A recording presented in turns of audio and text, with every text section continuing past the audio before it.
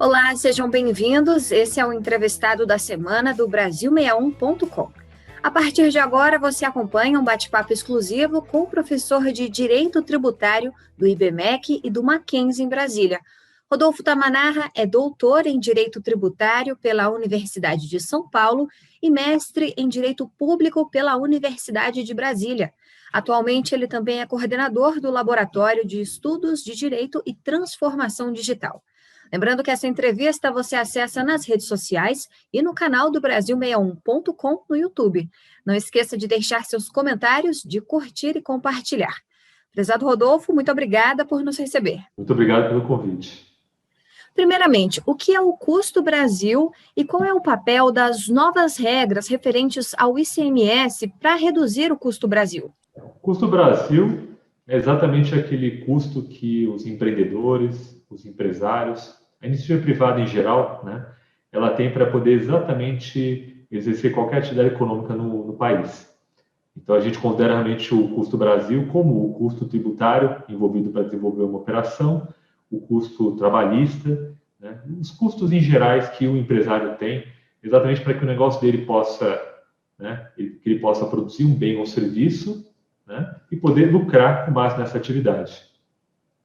E aí, com relação ao ponto que você perguntou a respeito do ICMS, se a gente imaginar as novas regras do ICMS pensando nos negócios digitais, que talvez seja um ponto interessante, nós temos realmente um ponto importante para a gente refletir sobre essa questão do custo Brasil.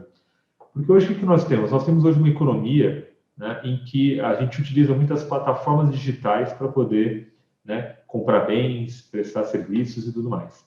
E as plataformas digitais, então, elas acabam correspondendo àquela nossa antiga visita até um shopping, até uma loja física, a gente passa a adquirir os produtos e serviços pela internet, né, por intermédio de aplicativos.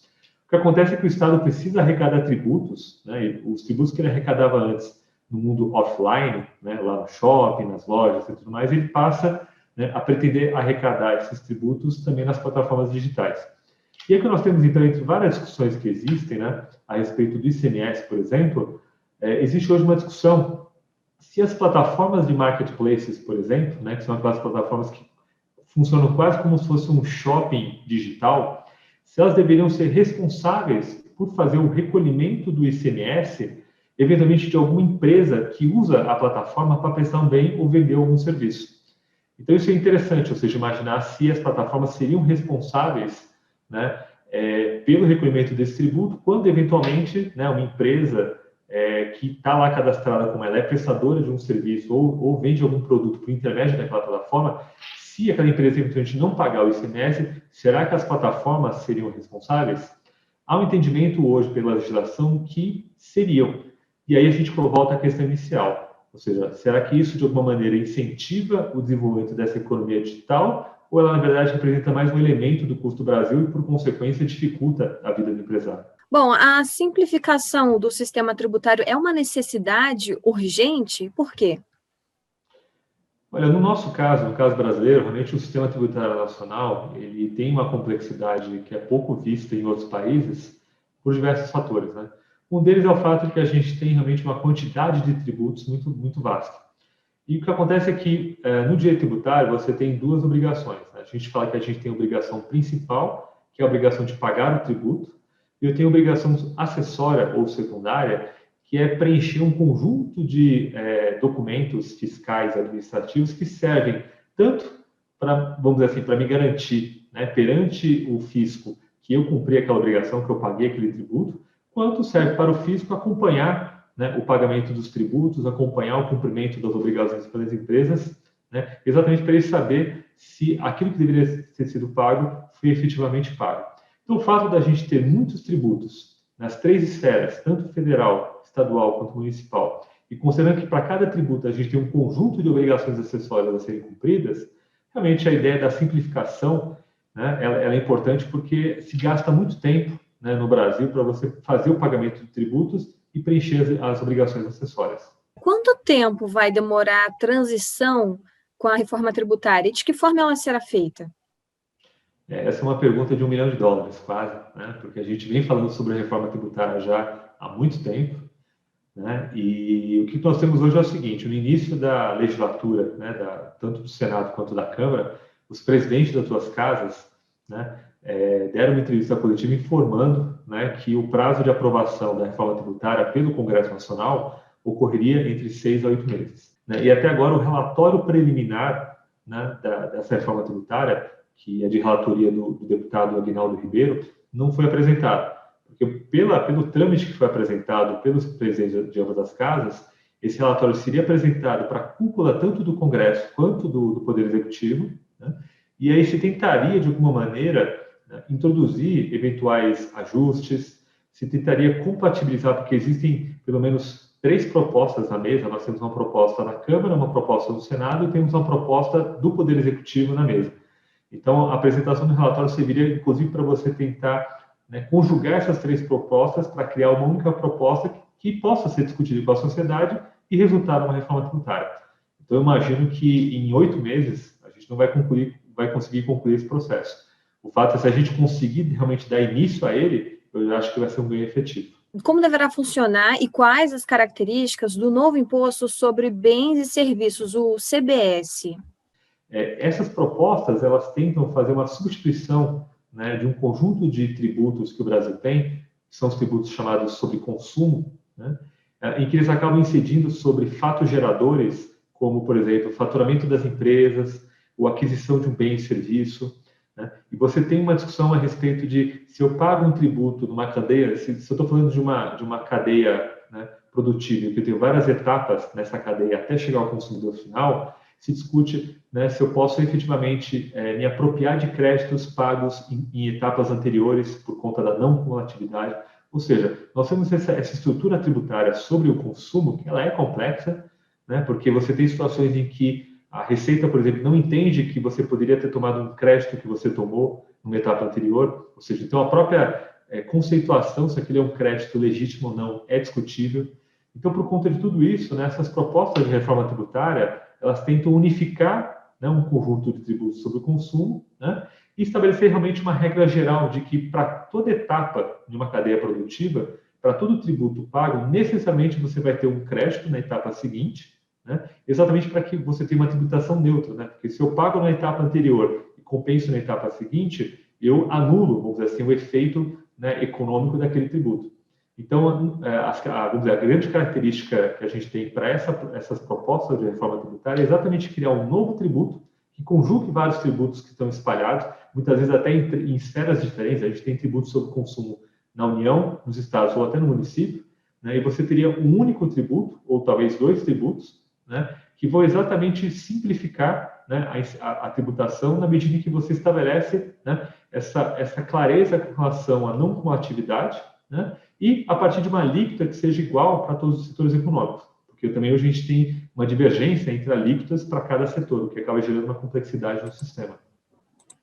Agora, você, como especialista no assunto, acredita na volta da contribuição provisória sobre movimentação financeira ou de outro imposto similar para aumentar a arrecadação? Sim ou não, e por quê?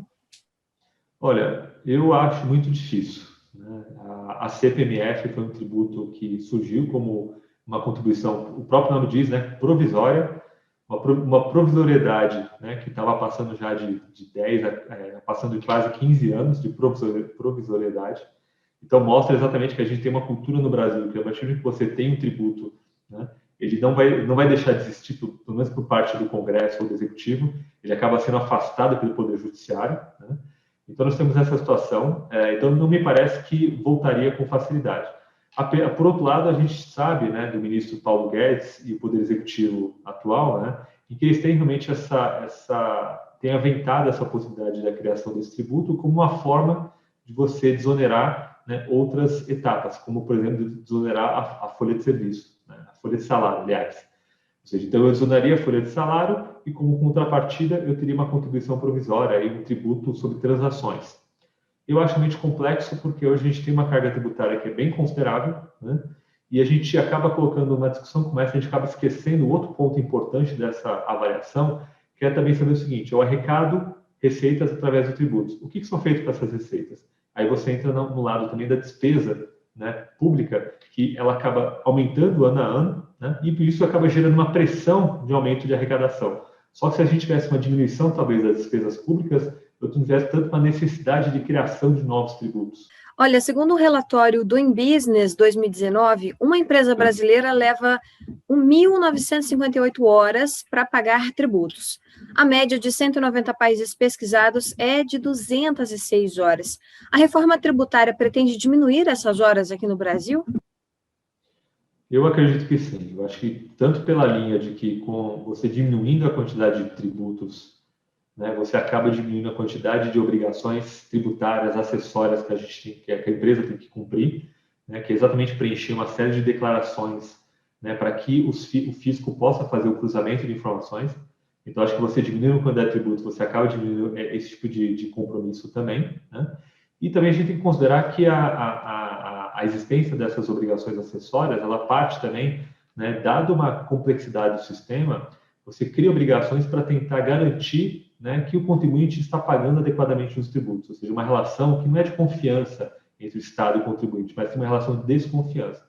Talvez uma reforma tributária, né, que tente também abraçar essa questão do fortalecimento de uma relação de confiança entre Estado e contribuinte, também facilite, né? E você, ao invés de estabelecer como obrigação para o contribuinte preencher um conjunto de obrigações com uma regularidade muito grande, né? Você praticamente a cada 15 dias, 20 dias tem que preencher uma declaração referente a algum tributo, né? Isso possa também ser diminuído na medida em que você passa a ter uma relação mais de confiança e trabalhe mais pelo resultado. Ou seja, então eu tenho realmente alguns parâmetros que são importantes para avaliar se está havendo a arrecadação por parte daquele contribuinte. Se eu tiver alguma constatação de que existe algum problema, aí sim eu exijo informação, prestação de informações por ele. Caso contrário, numa relação de confiança entre os dois polos, né, a gente teria menos compromissos, né, burocráticos por parte dos contribuintes.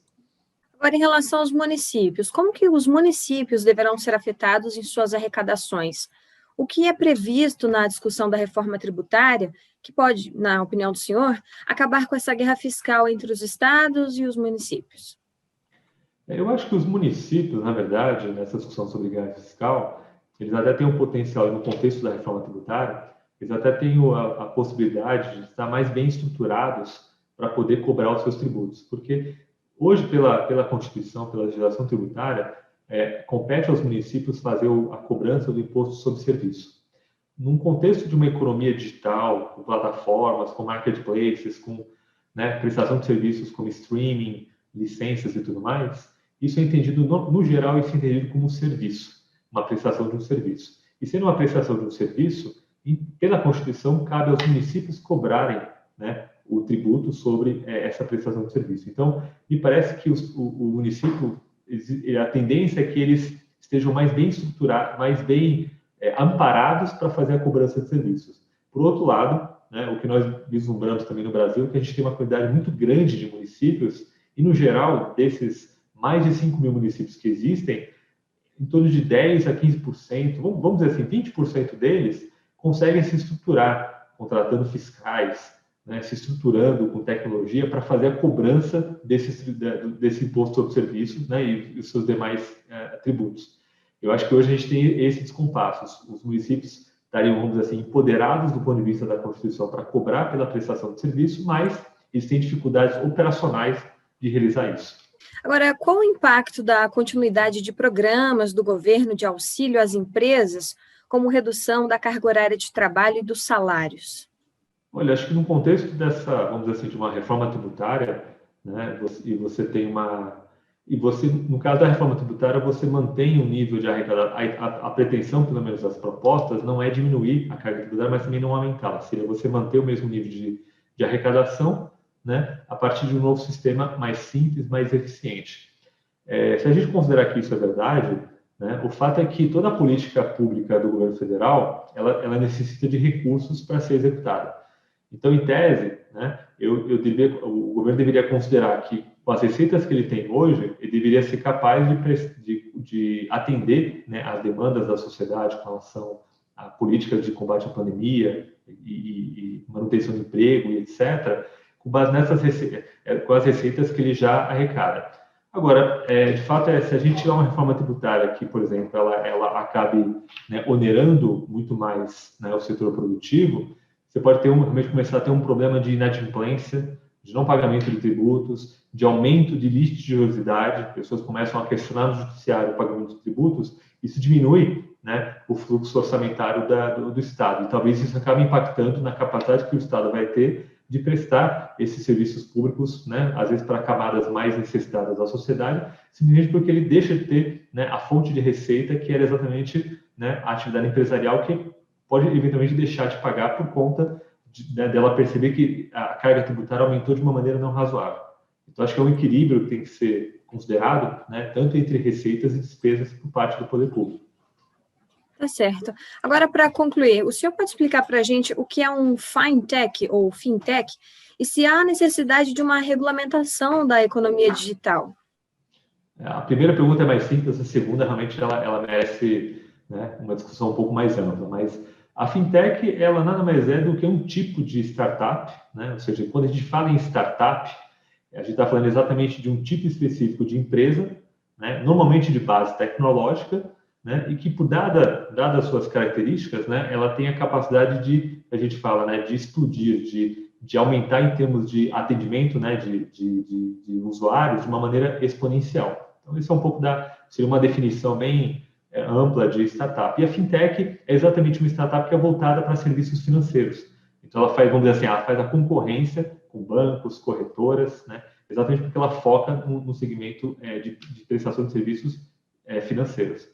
Agora, a pergunta a respeito da regulamentação da economia digital, né, e das grandes plataformas, das big techs, realmente é um tema que ele é difícil, né, porque a gente percebe hoje uma discussão no mundo, né, a respeito dessa questão, né, de uma regulação das plataformas, uma regulação das grandes empresas de tecnologia. Nós temos, do ponto de vista, eu acho que concorrencial, essa questão ela é mais quente, ela é mais viva, né, exatamente porque o concorrencial, o direito concorrencial, as leis concorrenciais, elas partem da ideia de que você tem que fomentar uma concorrência num determinado setor entre várias empresas. O fato é que no campo tecnológico você não tem tantas empresas assim, ou pelo menos não tem empresas tão grandes, né, como as big techs. Então existe hoje uma discussão a respeito dessa questão dessa uma possível regulamentação dessas empresas para promover a competitividade. É uma discussão realmente bem complexa, né, e que tem várias formas de você analisar a questão, assim como também a questão da própria tributação, né, da economia digital. Eu acho que, eu não sei se existe se faz sentido realmente uma tributação universal ou global da economia digital. Agora, o fato é que o que a gente percebe, se a produção de riqueza está migrando do mundo offline para o mundo online, é natural que a tributação também acompanhe, né? Então, talvez o que a gente tenha hoje de mais arrojado do ponto de vista tributário no Brasil é você mudar um pouco a mentalidade do direito tributário brasileiro, que era muito pautado em bens físicos, né, em bens tangíveis, e você passa hoje a ter uma economia que é a economia do intangível, a economia da prestação de serviços, dos bens digitais, e o que acontece é que as nossas ferramentas tributárias não estão tão atualizadas para enfrentar esse novo desafio. Então, acho que talvez essa seja a percepção de como as coisas estão caminhando, né? Você adaptar todo o ferramental, vamos dizer assim, tributário, tanto nacional quanto internacional, para uma nova economia. Tá certo, professor. Nós chegamos ao final do nosso bate-papo. Muito obrigada e até uma próxima oportunidade. Muito obrigado. Até a próxima.